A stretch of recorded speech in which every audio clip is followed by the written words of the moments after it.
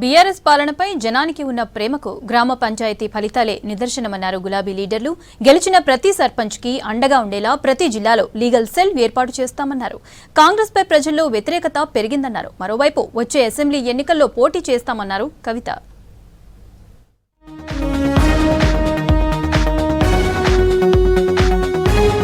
రాష్ట్రంలో ప్రభుత్వ పథకాలు సరిగా అమలు కావడం లేదన్నారు మాజీ మంత్రి కేటీఆర్.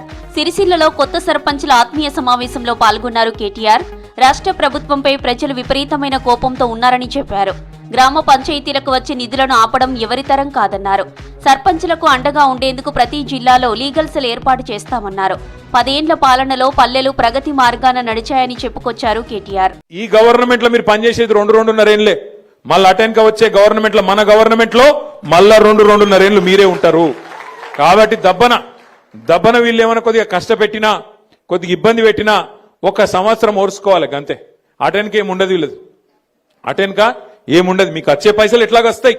గ్రామ పంచాయతీకి రావాల్సిన డబ్బులు కేంద్ర ప్రభుత్వం నుంచి రాష్ట్ర ప్రభుత్వం నుంచి మీ హక్కుగా రావాల్సిన పైసలు, ఫైనాన్స్ కమిషన్ ద్వారా రావాల్సిన పైసలు ఎవడు ఆపలేడు.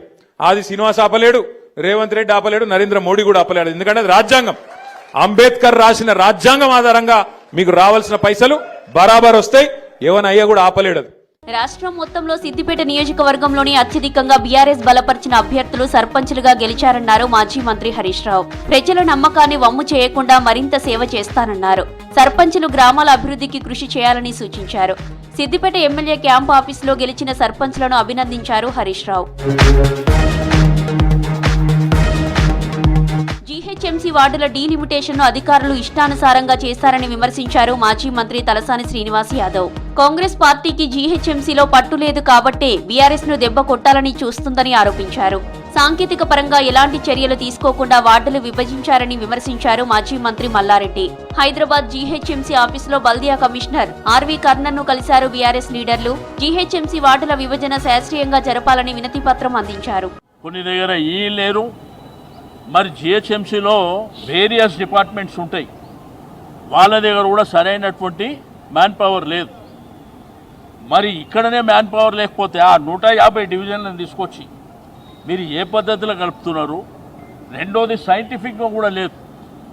ఒక దగ్గర 20,000 ఉంటే ఒక దగ్గర 60,000. ఎప్పుడైనా కానీ వేరియేషన్ అనేది 5% ఉండాలి. ఈ 5% వేరియేషన్ లేకుండా మరి ఇష్టానుసారం చేసుకోవడం అనేది సరైనటువంటి పద్ధతి కాదు.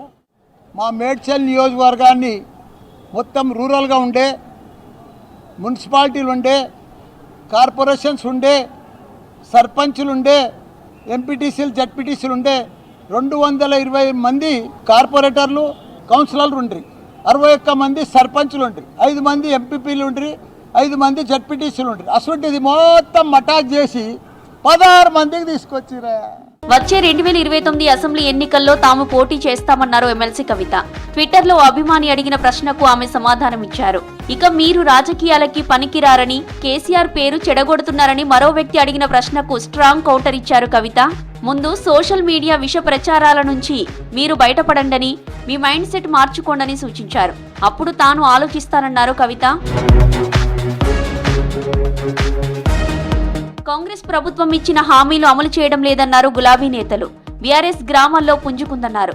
వచ్చేది మళ్లీ బీఆర్ఎస్ సర్కారే అనే ధీమా వ్యక్తం చేశారు.